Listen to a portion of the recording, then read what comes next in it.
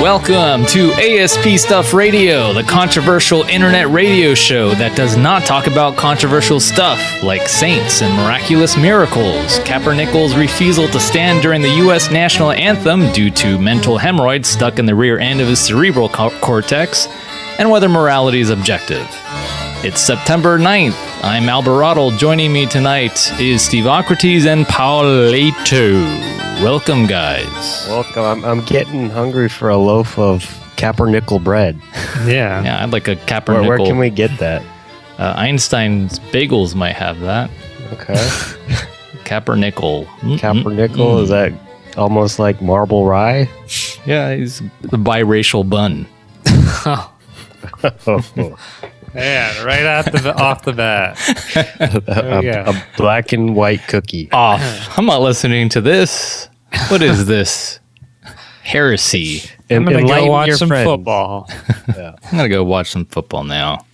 Mental hemorrhoids. Mental hemorrhoids. You guys hear about Kaepernickel's refusal? What's his first I name? don't think there's any way you couldn't hear about that. That's all people talked about for like a week. That's the big thing on the news of sports. That's the mainstream news topic. Yeah. Sports.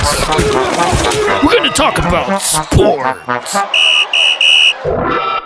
This goes back to your confusion about how the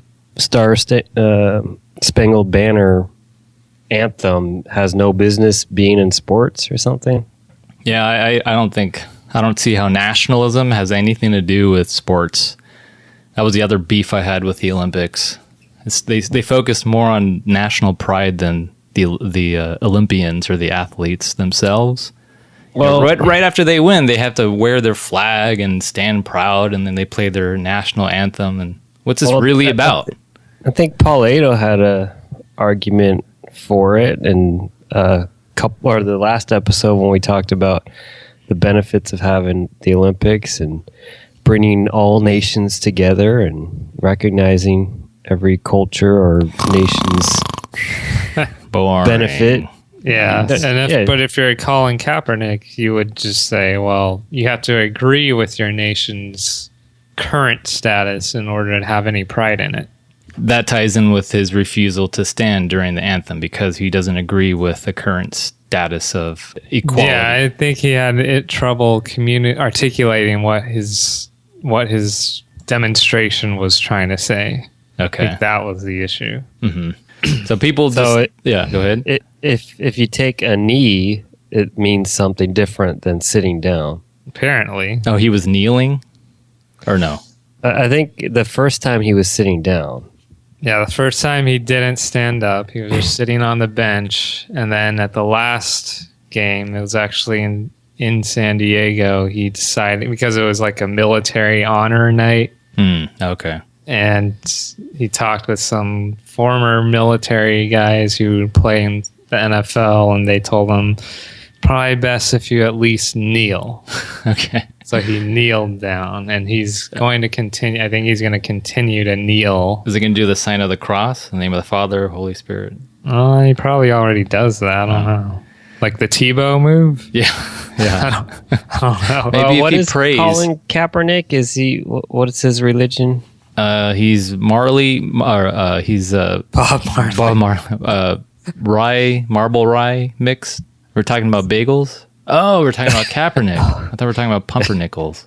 Yeah, we're talking about the What's person. his ethnicity? I think he's half black, half I don't know something else. Dude, does anybody know his religion? Does that play into this? Do we need to drag that in? I think is a white woman and an African American father. Okay. But then he was adopted by a white couple.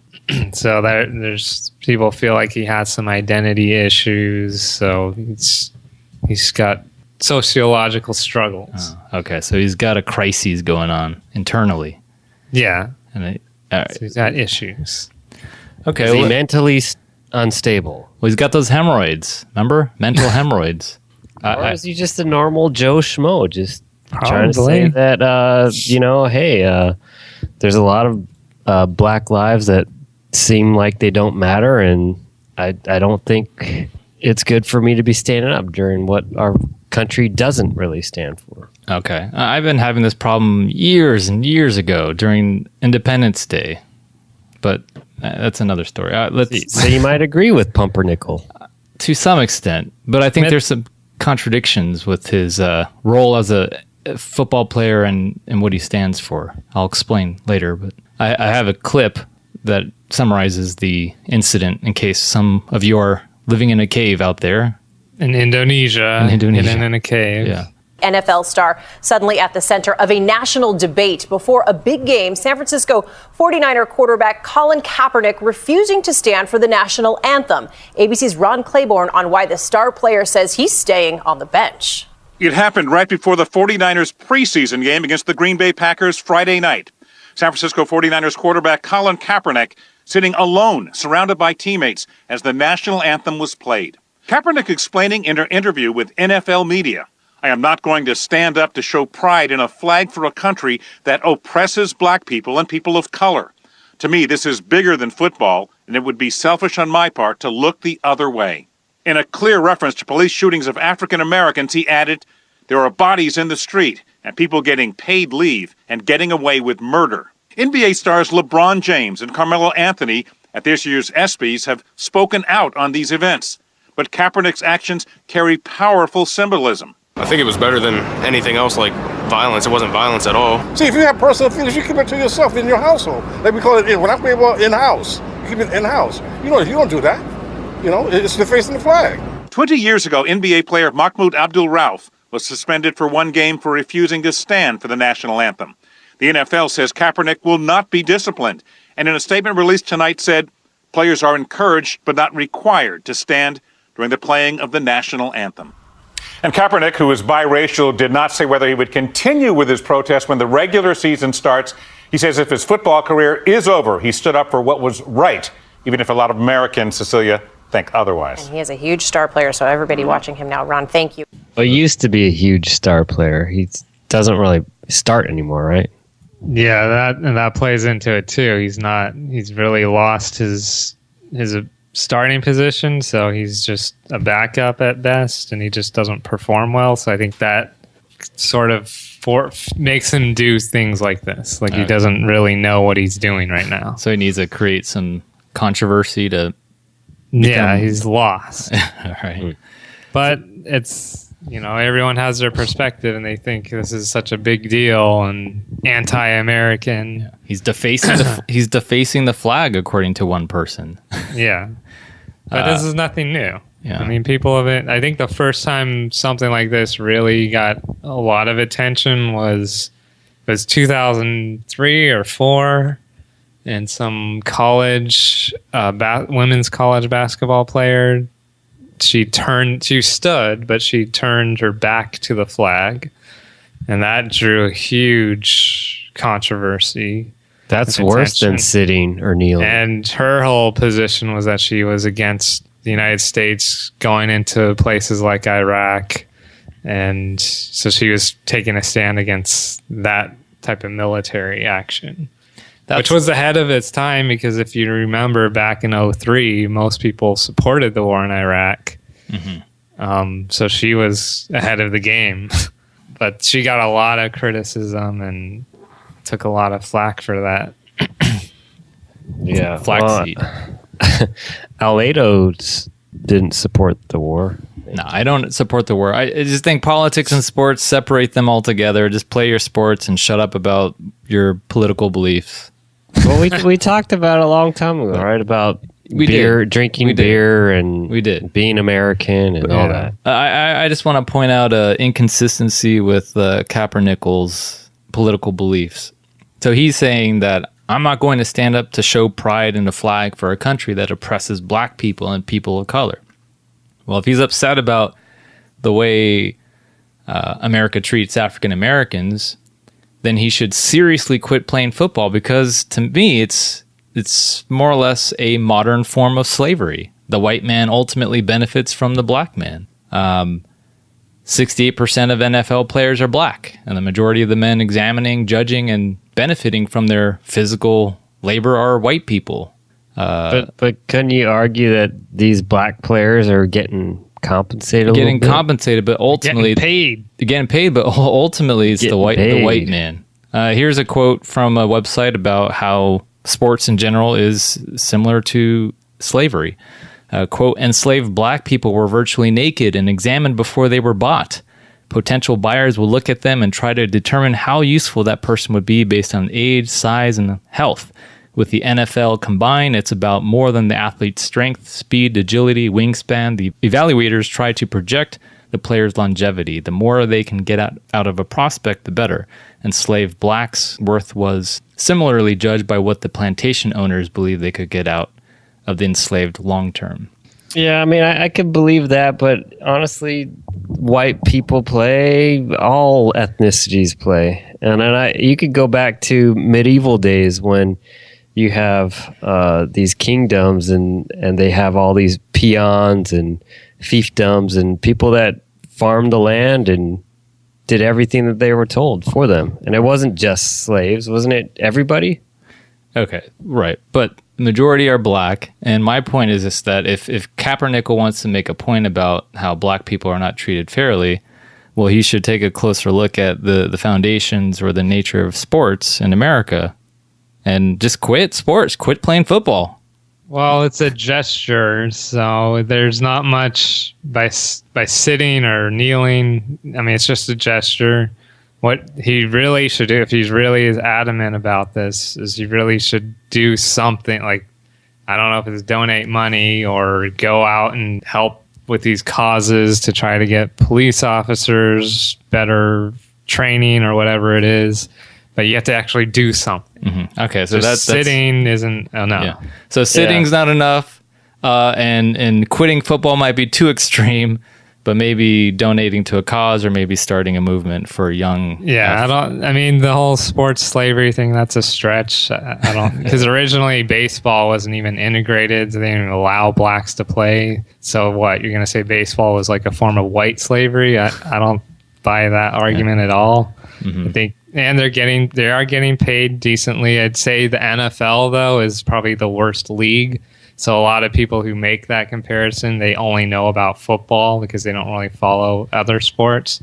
Football is the most popular sport, but in my opinion, that's the worst league to follow. It's the most violent one. Mm-hmm. So if you look at that one, you could make an argument, but I look at it more like gladiators back in the Roman times. Like people get a lot of pleasure out of the violence, where the athletes are sort of used for just their bodies and then discarded afterward, like a gladiator. Yeah. Not so much slavery, but I guess a lot of those people were slaves. So NFL is more like that type of thing, like a gladiator type of thing. And that I completely agree. And I think just my point about the medieval days and the fiefdom, I mean, people in charge, the whitey mighties in charge, they make everybody lower class, middle class work for their profits, for their benefits. So it's not like it's any different. You could draw an analogy to whether we're all slaves. We're all slaves. We're all social slaves, victims to a corrupt corporate. Like I'd rather be a pro NFL football slave than the slave I am right now. Yeah. The company, what do you call it? Corporate cubes and all that stuff. Corporate slave. Yeah. Crony, a byproduct of crony capitalism, where human beings are reduced to consumers. And Pumpernickel, he's just making a statement. He's just trying to bring attention to it. But yeah, you're right. You're exactly right. He needs to do a little bit more. Yeah. But he feels like he's a symbol. He's a role model to all Muhammad these people, Ali. so. Never. Huh? A Muhammad Ali. Is that what he's trying to be? I don't know what he's trying to do. He's just trying to make a statement. Okay. Yeah, because of his celebrity. Wait. Yeah, he has that celebrity platform. Okay. Right? But to his credit, his jersey became like the numbers or one of the top selling NFL jerseys, and so that makes a lot of profits for it. He makes some profit off of that. So he is donating like all of those profits to charity. Well, good for you, Kaepernickel. So there, let's applaud. There we go.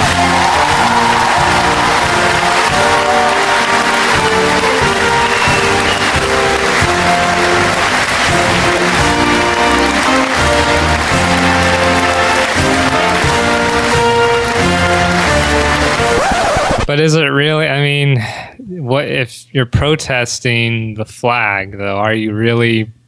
Is that the right way to protest? Like, because the flag is there, right? The flag is going to be there forever. It doesn't really stand for much. What he's protesting, though, is the current state of America. So I guess it's not like he's saying the country is terrible. I don't believe in the ideals of our founding fathers, or I'm against the military, all that. He's just simply protesting all this recent violent stuff that's happened. So I think all those arguments from the people who burn his jersey and all that stuff, those are really misguided people. They don't really know what he's trying to say. They're ignorant people. It's orange chicken supporters. Yeah. Well, yeah, I mean, their focus is too narrow. They're not seeing the bigger picture. I mean, if you start making standing for during the national anthem mandatory, you might as well move to a different country, because then you lose the whole freedom of speech that is one of the foundations of America.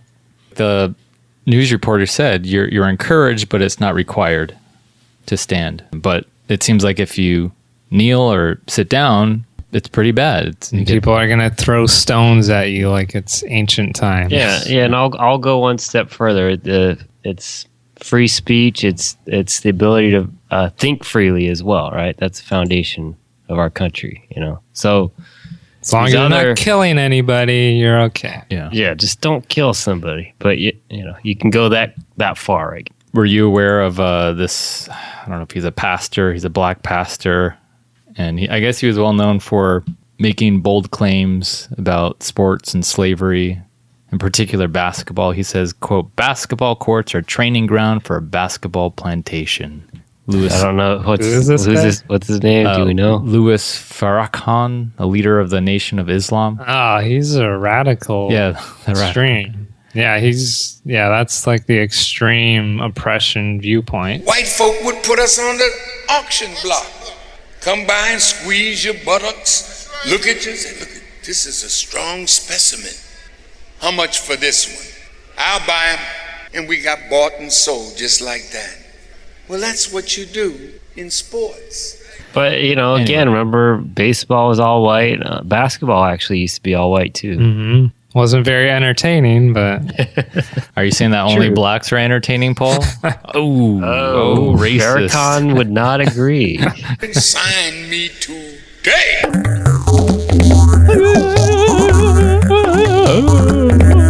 Is that a Native American? It's our meditative segue to our next topic, unless you want to say any more about Pumper Kaepernickel. No, we're done. Next topic. We have, we can go into the Aleppo, or I can talk about an Olympic fact that you did not know. I don't really know the Aleppo thing. I don't know if you're not the only one. Neither did Gary Johnson. Okay, so... Of course, I have to admit, when I saw the clip, I didn't know what they were talking about either. All right, so, Stephen, what would you do if you were elected about... if you were elected, what would you do about Agata Kaka O? What? What would you do if you were elected? Playing Balderdash? No, we're not playing Balderdash. I'm just asking. Let's assume that you're running for president, and if you were elected, what would you do about what's going on in Aragaka Kaka O? I don't know if I'd want to get involved in that. Whatever that is. You don't know what that is. You're kidding. You don't know about what Agata Kaka O is? No. It's the epicenter of the cat refugee crisis in Syria. The cat? No. I don't think we should allow those cats in the country. Nobody knew who Gary Johnson was until yesterday, I'm assuming, when he was asked what would he do in the city of Syria called Aleppo. But it wasn't prefaced that way. No, it wasn't. I'm sure a lot of people don't know where that city is or what that refers to. Everyone in general knows that shit's going on in Syria, but who knows about the specific city? Actually, NPR does talk about Aleppo here and there. NPR people know, but not most orange chicken followers. Yeah. So Probably not. Sure, Trump doesn't even know. Yeah. Here's a clip. What would you do if you were elected about Aleppo? About Aleppo. And what is Aleppo? You're kidding. No. Aleppo is in Syria. It's the epicenter of the refugee crisis. Okay, got it. Okay. Well, with regard to Syria, I do think that it's a mess. I think that the only way that we deal with Syria is to join hands with Russia to diplomatically bring that at an end. But when we've aligned ourselves with, when we've supported the opposition, the Free Syrian Army is also coupled with the Islamists, and then the fact that we're also supporting the Kurds, and it's just a mess. And that this is the result of regime change that we end up supporting. And inevitably, these regime changes have led to a less safe world. So an alliance with Russia is the solution to Syria. Do you think Vladimir Putin and Russia are a good and reliable partner? Well, I think diplomatically that has to be the solution, is joining hands with Russia to bring this civil war to an end. Joe. So Aleppo is the center of a lot of people's concerns across the planet about the terrible humanitarian crisis that's unfolding not only in Syria but especially in Aleppo. You asked, what is Aleppo? Do you really think that foreign policy is so insignificant that somebody running for president of the United States shouldn't even know what Aleppo is, where Aleppo is, why Aleppo is so important? Well, no, I do understand Aleppo, and I understand the crisis that is going on. But when we involve ourselves militarily, when we involve ourselves in these humanitarian issues, we end up with a situation that in most cases is not better, and in many cases ends up being worse. And we find ourselves always, politicians are up against the wall and ask what to do about these things. And this is why we end up committing military force in areas that, like I say, at the end of the day, have an unintended consequence of making things worse. Okay, so Gary Johnson. So you don't know who Gary Johnson is? Is he the Green Party guy or the Libertarian? Independent Libertarian guy? Yeah. Okay. Well, that was what was funny on Colbert, was the thing he said. But it was like, he was like, I haven't seen someone that confused since the last time someone asked me, who is Gary Johnson? I think I'm in the same boat. No one knows who he was, and there goes his chances of getting into the debates. But that's exactly what the media wants. They want people to think this guy doesn't know anything about Syria. He doesn't know the name of the city, Aleppo. What do you think? Should he know about it? I mean, I think he should. I mean, if you're going to be running for president, you should know. You should have a good, not just Aleppo, because most people don't know world capitals. Mm-hmm. But if you are going to be running for president, you should study up on world geography and know your capitals, especially in the Middle East. Yeah, foreign policy. I bet you Donald Trump doesn't know. No, he doesn't know. He has no clue. Somebody should put him on the spot. But I think he doesn't. He maybe knows about, like he explained, the general crisis of what's going on in Syria. He just didn't know the name of the city. Yeah, but he didn't. He couldn't even. It's like he knows what apple pie is. He knows comprehensive sentences about it. He knows what apple pie is. He just didn't know that it was called apple pie. But at least talk intelligibly about apple pie. But that's what I like about Gary Johnson. Notice how very nonchalant and honest or laid back he was about Syria. He says there's hostility and violence between these two groups, A and B. The U.S. is friends with Group A, but they support or have connections with ISIS, and that's problematic. But we're also allies with B, so it's complicated. Yeah. That was so. Nobody paid attention to what he said after. No one cares about that. They only care about him not knowing what Aleppo is. Yeah. That's it. But what I found interesting was all over the media, all that people are talking about is how this disqualifies him as president.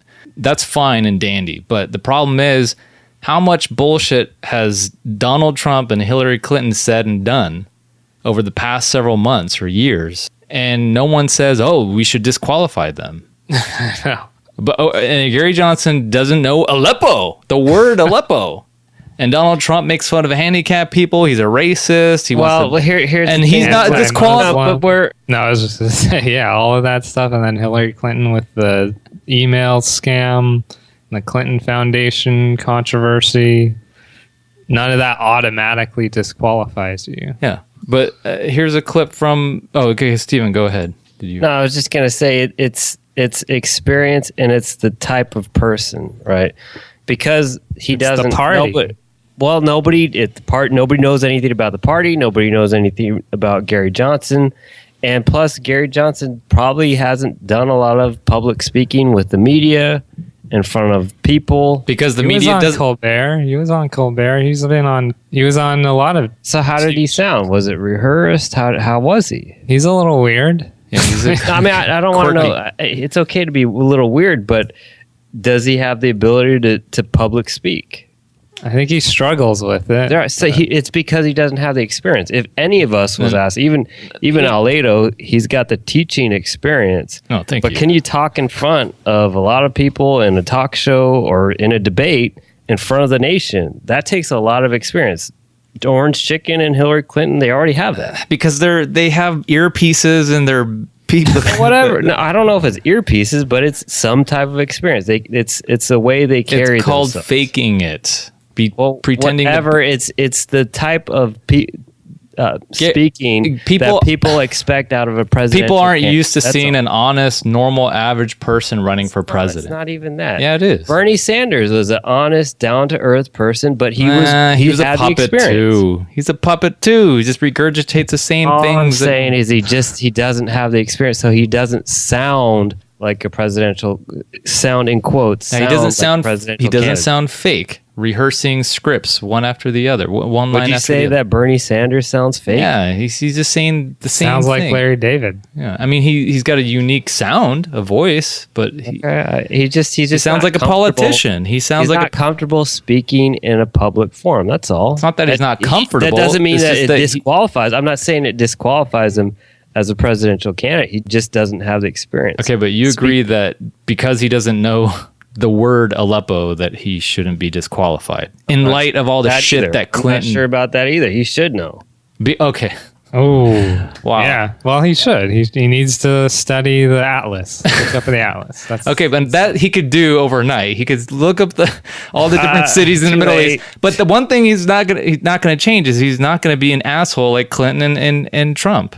Well, we don't know, but because he's an unknown, we don't really know much about him. But now we know that he doesn't know anything about Aleppo, and that disqualifies him altogether. That's according to the mainstream media, yes.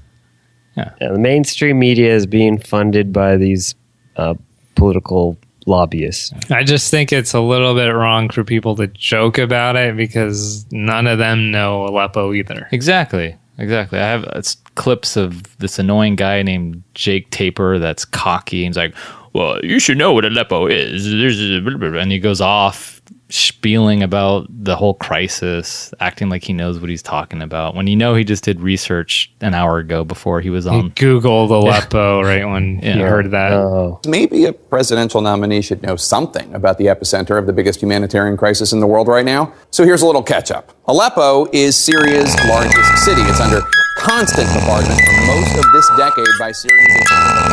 I thought it was like a cat or something, a leper. I thought it was a balderdash word. A balderdash. Yeah. What is Aleppo? Aleppo. What is Aleppo? It's a type of cat. Oh, you're talking about Syria. See, he knows about Syria. That's the thing. What's the difference? Isn't it important that he knows? They tell him that's in Syria, or I thought they told him. He said, okay, listen to the clip again. What would you do if you were elected about Aleppo? About Aleppo. And what is Aleppo? You're kidding. And what is Aleppo? Aleppo is in Syria. See, they told Aleppo's in it's the Syria. epicenter But wait, of listen. the refugee crisis. Okay, got it.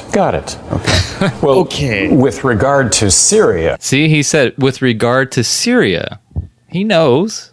And then he goes off and explains. But the media doesn't show that part. It's funny fodder. It's all right. Poor Gary Johnson. Do you think the other lady, Jill Stein, knows? Yeah, where's she at? She's in a plane, lost. Apparently, we highly support her. Yeah. Oh yeah, that's right. We highly backed by ASP stuff. We're for the Green Party. We apparently endorse Jill Stein based on a internet survey that was funded by the Green Party. That was funded by Jill Stein. She knows how to code HTML. The only way we'll truly know whether or not the Green Party funds this survey is to have our listeners go on isidewith.com or org. And should tweet it out. And answer the question, see if you also happen to be a supporter of Jill Stein. At least 90% in favor. Well, I supported Clinton too, but I was pretty close on hers. Ugh. But I just happened to be that way. Yeah. It was 94, 93. Jeez. You're pretty close. Well, then they're hardly... Pretty much the same. Yeah, they're the same people then. I guess.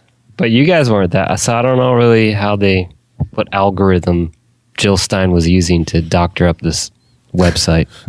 I don't know. We'll have to ask her what Aleppo is. Yeah. What is Aleppo? A leper?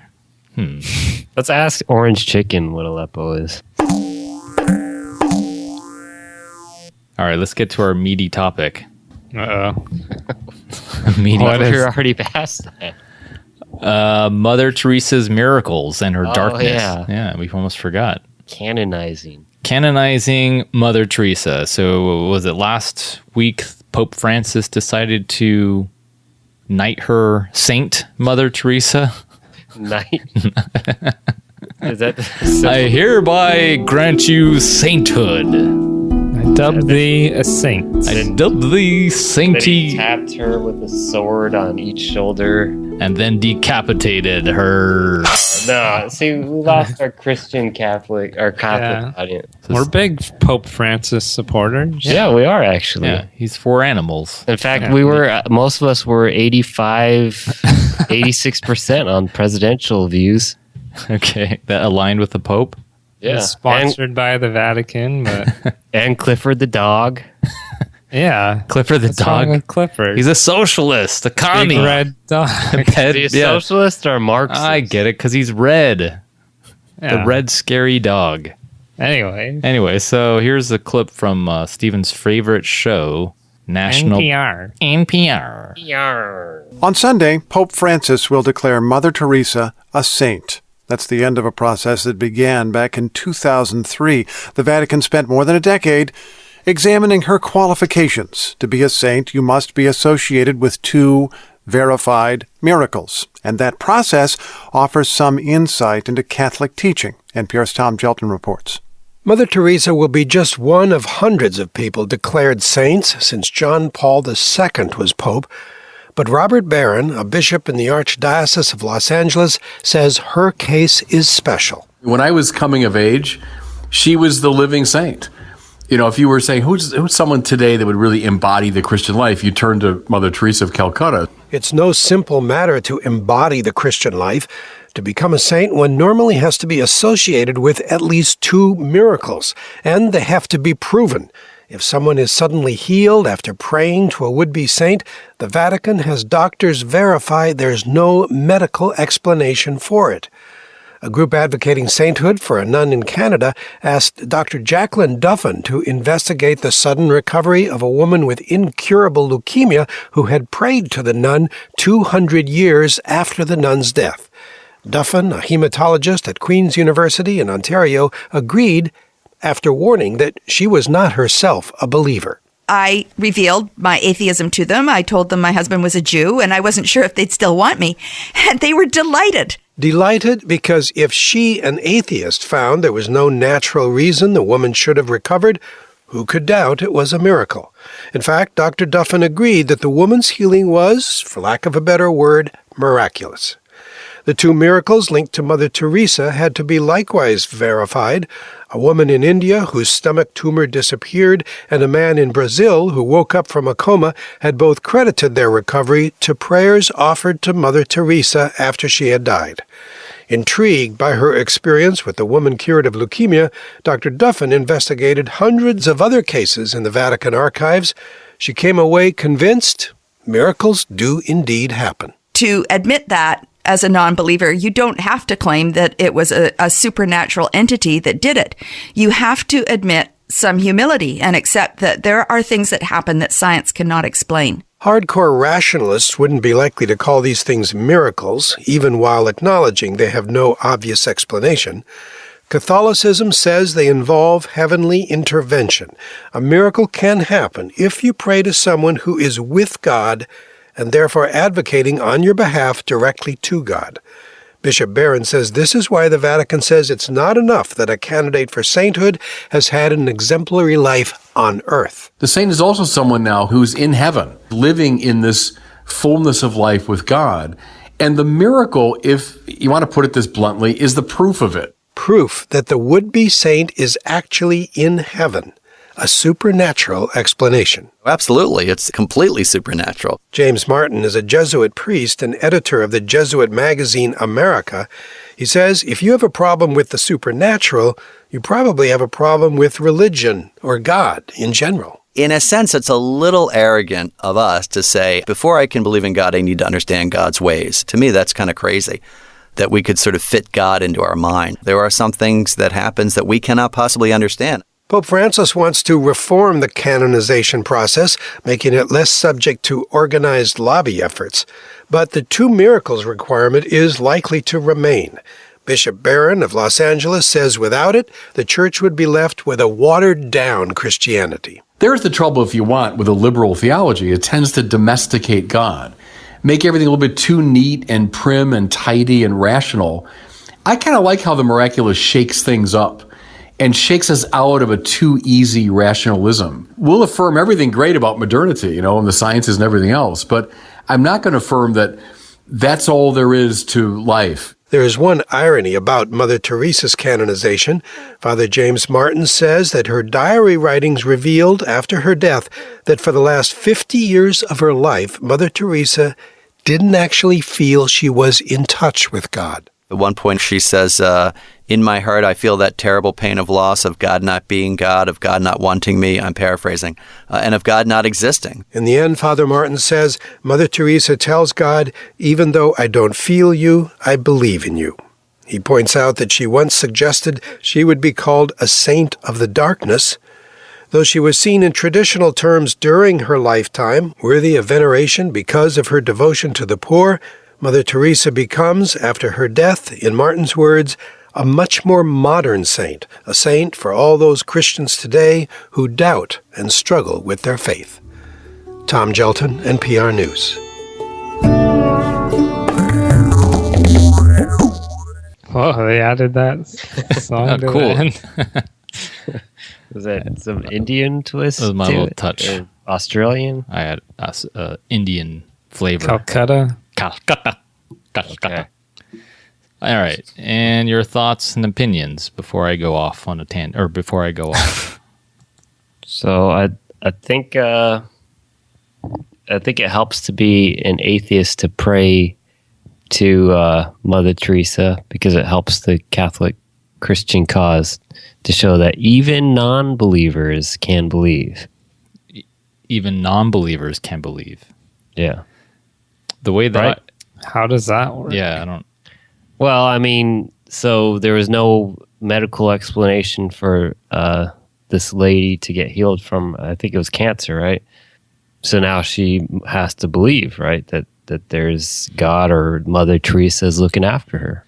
So because the miracles occurred, they were... I don't know. The story was a little confusing because I thought they talked to somebody else who prayed for a different saint, just as an example, and then they talked about the actual Mother Teresa cases, right? Mm-hmm. The reason why Mother Teresa is going to become a saint is because she's been associated with 2 miracles, and that's the requirement. In order to be a saint, you must be associated with 2 verified miracles. And then they were referring to a previous person where people were praying to them who are suffering from incurable. And the Catholic Church goes to the doctors and they ask them, what caused this person to recover? And the doctors may not be believers, but they have to admit that there's no scientific explanation for why they recovered. So they don't have to be believers, but they just need to admit, we don't know it. I guess you could call it a miracle. Well, they don't even have to say that much, right? They could just say, we don't know. We don't know. We just know that person. And I guess you have to trust that the person did pray to that saint. Or that and it could be on a napkin. They write, we don't know. It's on a napkin. They hand it over to the Vatican. That's where I want to go off. So they say to be a saint, the Catholics, the Vatican or whatever the Catholics have to say, in order to be a saint, you have to be associated with 2 verified miracles. Now, that statement seems to be a contradiction because by definition, miracles are inexplicable events. They're mysterious. You can't explain how they occur. You have to verify that they did occur. But how do you scientifically verify mysterious events? Well, this is where we need Neil deGrasse Tyson and Peter Krause. Yeah. Or right? Lawrence Krauss? Lawrence. Yeah. And Mr. Nye. And Mr. Nye. Okay. Plug his TV show coming out soon. Yeah. Okay, the guy on the story says, quote, if someone is suddenly healed after praying to a would-be saint, the Vatican has doctors verify there's no medical explanation for it. Now, so doctors are the experts in this field, right? In cancer. There's a fallacy. There's a problem with this line of reasoning. The doctor says the following: there's no scientific medical explanation for the patient's incurable leukemia. Therefore, the patient's recovery is due to a miracle. But that's they're not saying that. No, did they say the due to a doctor miracle? isn't saying? The church is saying that. The doctor's not saying that. If you look at the doctors, so you added a line there. So say it again without that last miracle statement. Okay, the priest goes to the doctor and they said, explain why the hell this person's stomach cancer disappeared. Yes. And the doctor says, well, there's no scientific medical explanation for how this happened. He just spontaneously got cured. His tumor disappeared. Okay, good. Now, so that's that. The doctor's done. He writes up it on a napkin. He writes that explanation on a napkin, hands the napkin over to the Vatican. And the priest says, therefore, the patient's recovery is due to a miracle. Right. That's a bad argument. It's an appeal to ignorance. Slam dunk, you are a saint. You're a saint. Well, it has happened. It has to be on 2 separate napkins. Just because there's no evidence to explain the recovery, that doesn't mean no evidence exists. Perhaps. But then how else do you explain that they recovered? We don't know. We can't explain it, but that doesn't mean that it's a miracle. All that it shows is that doctors suck really bad. Stupid. The Western medicine is limited, but to say that it's divine intervention or a miraculous event, that's a little giant leap of inference. You probably have a better chance to become a saint if the patient has bad doctors. Yeah, there you go. So make sure you go to a crappy doctor. Well, I mean, and even when you're trying to fix your car, you need to go to several mechanics, right? Or maybe get your teeth drilled or something. You want to get the opinion of a couple dentists. Right? Correct. Maybe they should have went to a few different doctors instead of that one doctor. Crappy doctor. Yeah. What is it? Dr. Oz that has a fake certificate or something? Dr. Oz and Dr. No, I don't think Dr. Oz would qualify for that. I think they would throw that one out the window. Bob had a stomach tumor. Bob prayed to Mother Teresa. Bob's stomach tumor disappeared. Therefore, Mother Teresa is the cause of Bob's disappearing tumor. And now she's a saint. You forgot the verification step. This one doctor has no idea how the tumor disappeared. Therefore, there's a lot of holes there. It's not a great system. It's like I compare this to the Baseball Hall of Fame. I mean, it really is similar to that. Like you have to wait years after you retire. It has to be voted on by baseball writers, which I guess would be like the the doctors have to, you have to verify something that it was lasting, and then after this time you accomplish certain things, but it's very subjective. You don't really know what the criteria is. So you just say, okay, yeah, you were good during your lifetime, but what about after your career? Did you do enough? Were you good enough after then to still be considered holy or a Hall of Famer? So it's not a perfect system, but it's the best they have. It's the best they got. Yeah. So until maybe doctors got to get better at curing cancer, and they'll start to have better and better explanations. Like maybe the best doctor in the world, even if this napkin was written on by the best doctor in the world, maybe he might not even have an explanation. But maybe in a few years, technology will progress, and we eventually might understand how that then there will be no saints. No saints. We will see a steady decline in canonizations. They'll have to change the criteria. Yeah. Just like right now with the steroid era for baseball, you're having very few guys get elected into the Hall of Fame because everyone thinks they all took steroids. Pumped with drugs. Mm-hmm. There's a couple points I think Albert would probably, his saliva juices. I'll say that I think one of the guys in there talked about, well, if there's just certain things that science cannot prove, cannot explain, and therefore we just have to kind of assume that it is all explained by God.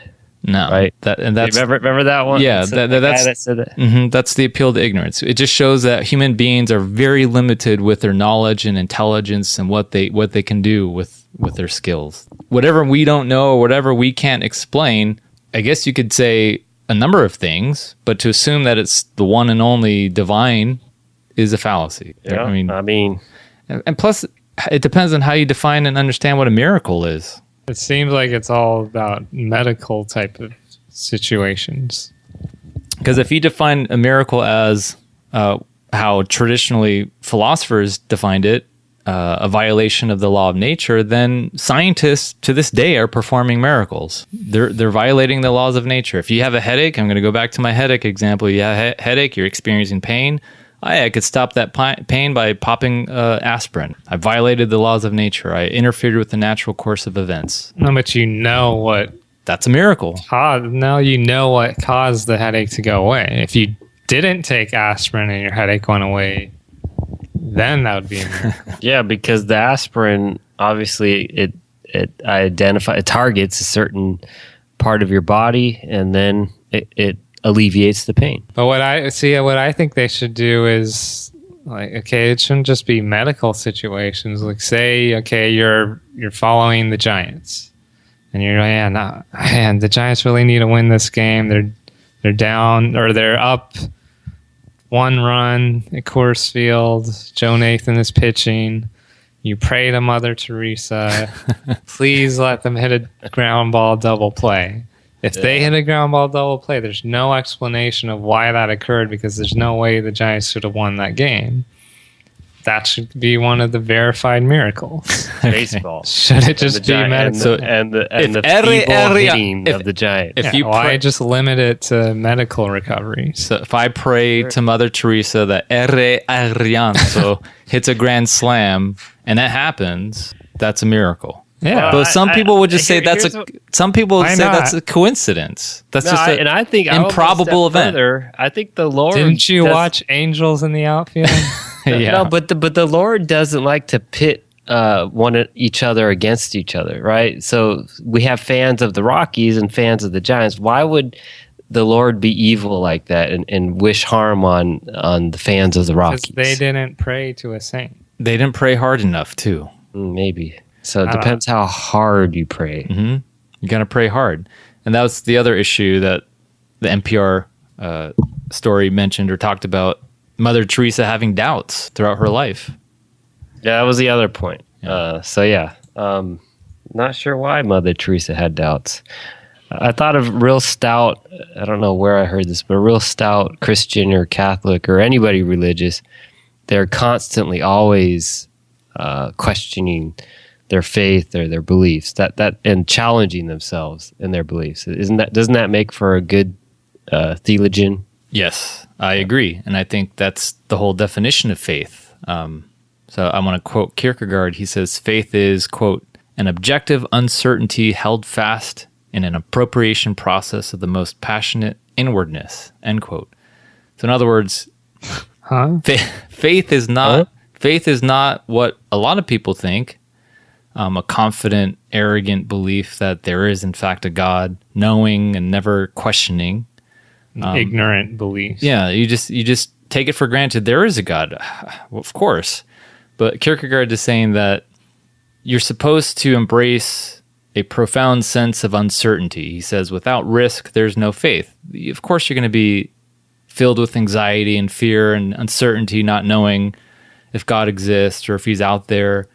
But it's because of these emotions that are the catalyst for taking that, quote, leap of faith. That's with Kierkegaard. So I think Mother Teresa is a genuine believer. Yeah. So she's the modern saint. She's a modern saint. In modern times, people have more doubts. Mm-hmm. Well, they didn't I back think then. you could probably find a lot of examples of canonized or saints that were like that, right? I mean, that constantly questioning their faith. St. Augustine, read his Confessions, filled with doubt and uncertainty. There you go. But he wasn't modern? No, he wasn't modern. That was a medieval period. But, Yeah. I mean... Well, that's what I mean. It doesn't have... You could go way back. Saint Teresa is just more recent, I guess. So therefore modern. But anyway, anything else?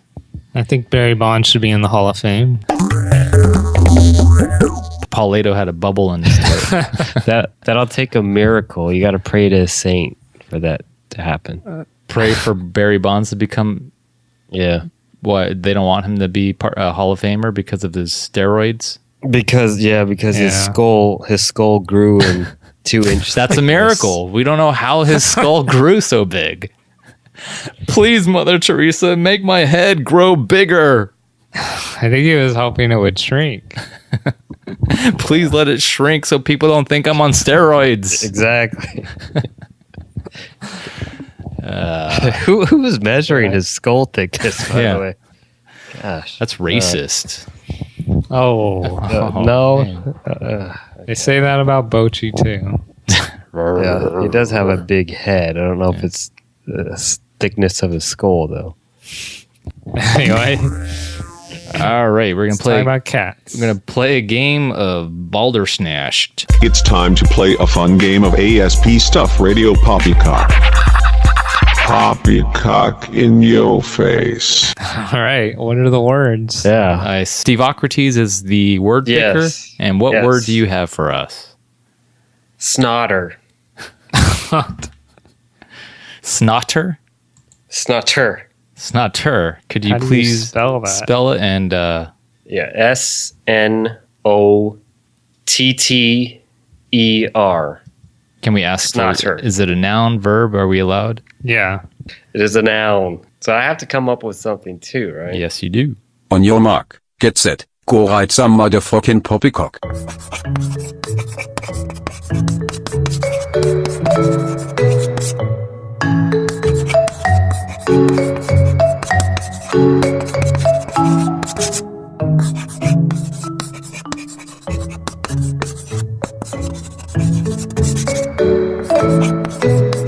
Okay, enough writing already. Time is up. Okay, so Steve-Ocrates, do you have the definitions? Okay. Snotter. A sticky but highly toxic chemical substance. Snotter. That's definition 1. Okay. Snotter. A laborer that mixes composites for brick building. Snotter. Snotter. This is definition 3. Yes. Okay. A rope or tackle used in sailing to tension the spirit. To tension the spirit? To tension. Sprit. I'm sorry. Sprit. Sprit? Sprit. Do you come up with the definition for sprit? Yeah. Go and... you have to know. You just have to know these things. Okay. Snotter. A pitcher who blows snot on the baseball to add movement to his pitches. Snotter. Okay. Okay, Aledo. Uh-huh. What is your guess? All right. Well, I know it's not the ball wrapped with sticky snot. Although maybe in the Giants world that might be a valid definition applying to a mad bum. Maybe that's a modern definition. I'm gonna go with the rope tackles tension sprit thing. Okay, Paleto. Yeah, I have to go with that too, because I don't think any of us would use the word sprit. Sprit, yeah, that kind of gave it away. Sprit. We're not smart enough. Or we also wouldn't use the word tackle, because I don't think any of us really fish that much. Now we know people that might use that. We're like nautical people. We're non-nauticals. Yeah. So how does what is a sprit? You get points for guessing the right definition? Yeah, you get points for guessing the right definition and points if someone like else sail. Picked your definition. Sprit is a sail. So is that the correct word? That's the correct, correct definition. That's the correct definition. Okay. So Aledo, you have to guess whose is whose. Okay. That's more interesting. Paul did the baseball snot covering thing. Yes. Yes. So you are correct. All right. What gave that away? You like baseball. And now Paul, out of the other two, who did who? What were the definitions again? A laborer that mixes composites for brick building. And we had a sticky but highly toxic chemical substance. That one is Albert's. Hey, how did you know? Hey, jeez. I think we know each other too well. Yeah. So you did, Stephen, I think, Stephen did the laborer one. Laborer. Yeah. Does that count then? We get points? I guess everybody gets a point. They all get a point. Everybody Nobody gets a point. missed out. Actually, I don't get any points. Steven doesn't get any points. Because it would have been if you guessed only if we picked his definition. Yeah. Okay. So But I did win last time. So who do we say got points today? Just me and Albert? Yeah. Aledo. Yeah. Aleppo. Aleppo. There, that's my new name. Aleppo Allah. That's Middle Eastern. There was so much more I wanted to talk about regarding the miracles, David Hume's. Real quick, dude, what do you want? One thing. Let me just read a quote from David Hume about miracles. No testimony is sufficient to establish a miracle unless the testimony be of such a kind that its falsehood would be more miraculous than the fact which it endeavors to establish. David Hume. In other words, we should not trust or rely on the testimony of someone who witnessed or experienced a miracle unless we are willing to believe that there can be violations of the laws of nature despite our past experiences of the uniformity of nature. Okay. I think in this example, and Mother Teresa's example, the cancer curing, right? Mm-hmm. We have to agree that cancer, there is no logical reason that cancer can be cured. That what we're saying? That's right. So past experiences have shown that cancer in general destroys people. But there's also examples where it doesn't. But the likelihood, in general, cancer, in particular deadly cancers like stomach cancer, in the past, people have not survived it. So, for example, Steve Jobs, the CEO of Apple, he died from stomach cancer. Pancreatic cancer. But people have not died of it. Huh? I mean, they've been cured of it. What I'm saying is we have to find out the probability, the statistics, is greater than 50%, I'm pretty sure. And our father of a doctor, or our doctor of a father, he would verify that it's greater than 50%. High probability. So is there a percentage that Hume is referring to? I don't understand. patriotic cancer is deadly. That's what I'm saying.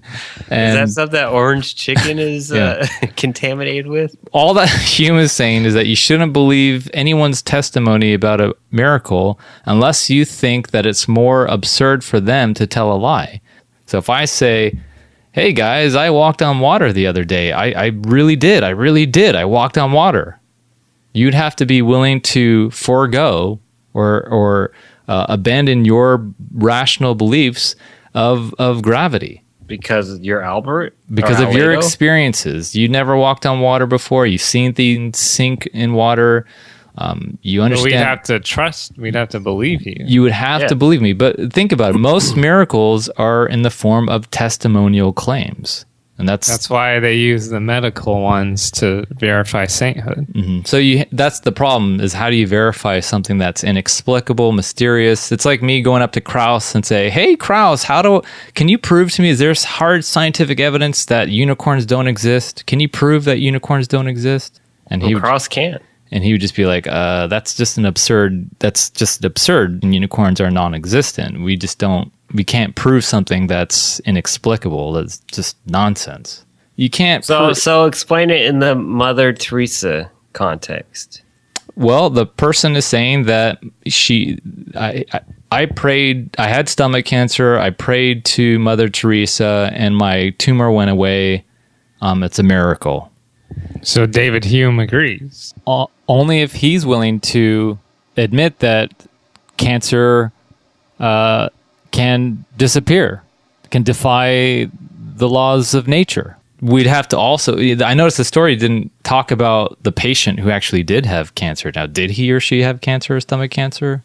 Well, the doctors diagnosed them with it. You should, if anything, you would want to go to that doctor that diagnosed that patient with stomach cancer. That would actually make more sense. Well, diagnosing somebody with stomach cancer is pretty straightforward.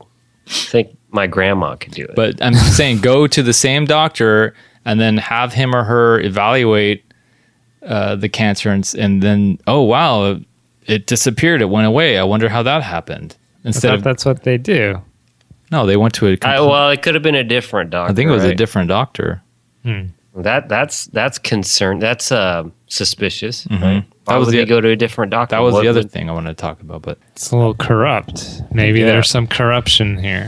Conspiracy. Yeah. To get Mother Teresa sainted. So we'll just have the journalism group Spotlight investigate. Spotlight. And see what happens. Because they've already investigated a few other things. And they're pretty believable people. That'll get Spotlight in more trouble with the Catholic Church. That's right. They are already in trouble. Okay, so we're going to do a quick little thing you probably didn't know about the Olympics. The Japanese pole vaulter Hiroki Ajita got his pole on the way while vaulting over a pole. His Glock aggressively grazed the pole during a qualifying vault and knocked the bar off of its stand, disqualifying the athlete. This was pole vaulters carry Glocks pole vault? I didn't realize that. I guess I was playing around with words. Instead of a Glock, I was referring to something else that. Oh, so his. I thought we were like in Texas or something. So this happened in Rio. A lot of people don't know about this. It's a true story? It's a true story. You can look it up. This Hiroki, really? He was vaulting and he got disqualified because his natural Glock aggressively grazed, that's a quote, that knocked any part of the body it touches it, you're going to be disqualified. Yeah, but it just happened to be his favorite part of his body. Did they do a replay or something? I'm sure you can find it on the YouTube. Fun fact about the Olympics. That's a fun one. Yeah. That's a fun one. Short, sweet, and simple. So Olympic fun facts coming up. He didn't win a bronze medal or anything like that. I don't know about that. He's disqualified. Disqualified automatically. You touch the pole with your pole and you're gone. We're a family show, though. Yeah. we kept it clean. Yeah. Keep it clean for the young listeners. Yeah, so they probably don't know what we're talking about. No, they have no idea. No. All we know is that the Olympics for this one event were held in Texas. It was open carry, and the Glock got in the way. His Glock got in the way. Just make sure to prevent your Glock from grazing the pole, make sure you're wearing tidy undies. Yeah. Okay. I thought that's what they wear. Don't they wear this? No, it's tights. Unless Hiroki was experiencing some weird things down there. Does he have small orange chicken hands? Well, I don't know. What does that have to do with anything? Let's just say if Donald Trump were pole vaulting, he'd have this problem. Okay, he would have this problem. I see what you're saying. The Indian version of the drum. Me.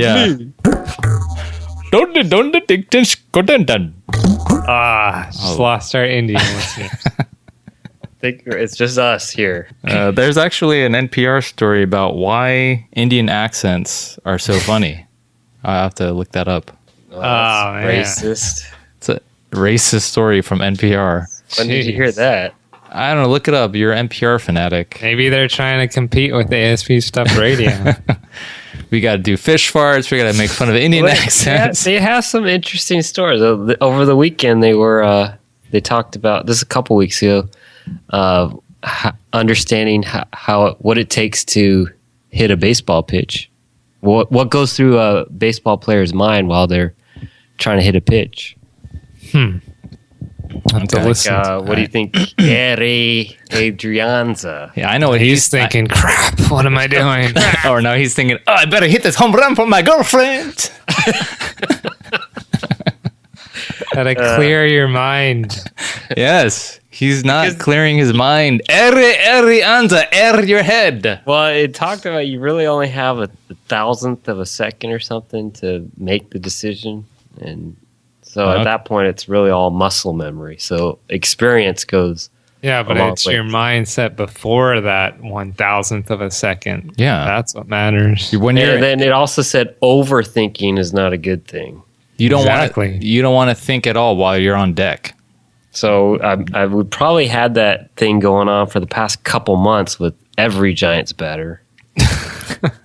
And especially Eddie. I think the Matt Duffy trade poisoned their collective conscious. Could have. That's a good theory. That's my theory. I think that they were just really depressed about that. But they were doing bad before that, too. Oh, there goes that theory then. Okay. I guess that is it with our episode tonight. Any words of advice you like to bestow our listeners? Nothing. Something about cats, please. Something about cats. Okay. Can you tell a cat by just looking at its chin? Probably not. Is the chin like the equivalent of a fingerprint?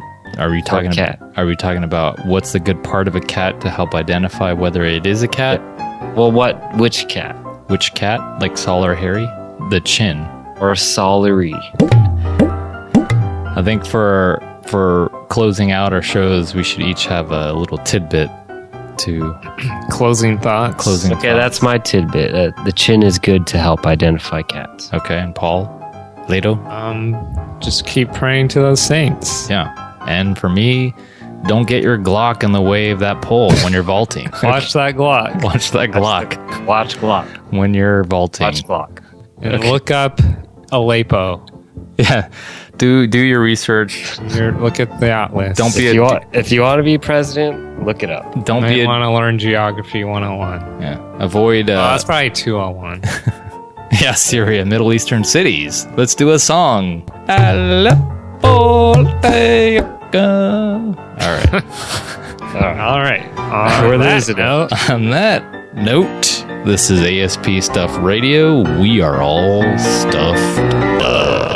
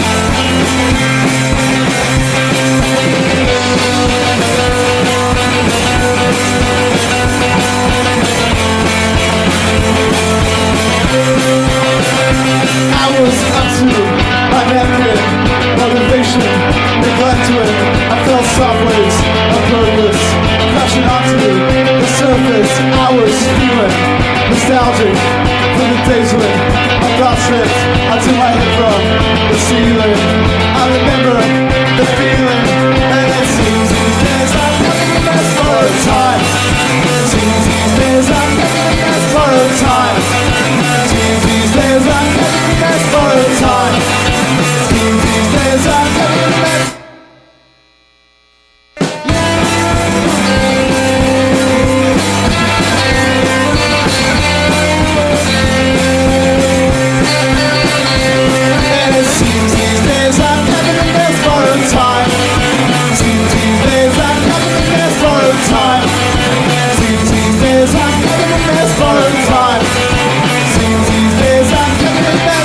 The on switch on the microphone helps. Can you hear us? Yeah. Oh, okay. I hear some lip smacking. Steven talking smack. Eating smack. Eating smackadoodle-oos.